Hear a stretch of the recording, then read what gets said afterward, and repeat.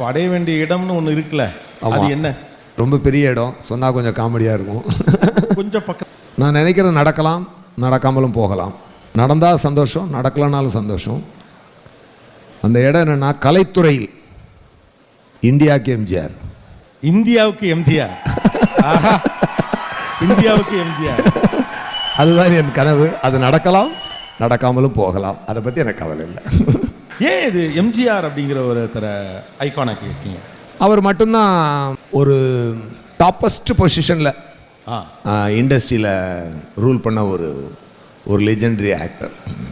Okay. அதான் மக்களை புரிந்து கொண்டு மக்களுக்கு ஏற்ற மாதிரி மக்களை ஜனரஞ்சகப்படுத்தி என்றும் ஒரு சூப்பர் ஸ்டாராக விளங்கிய ஒரு சிறந்த அவரை பார்த்து தான் அவரை சின்ன வயசில் அப்போ நான் எங்கள் அப்பா மியூசிக் சென்டரில் அந்த இதெல்லாம் இருக்கும், முன்ன உள்ள அந்த படங்கள்லாம் இருக்கும். அது ஒரு லைட்டாக பாதிப்பை உண்டாக்குச்சு. அதுலேருந்து தான் வந்தது. ஏதோ ஒரு உள்ளே போயிட்டார் அவர். S, of course.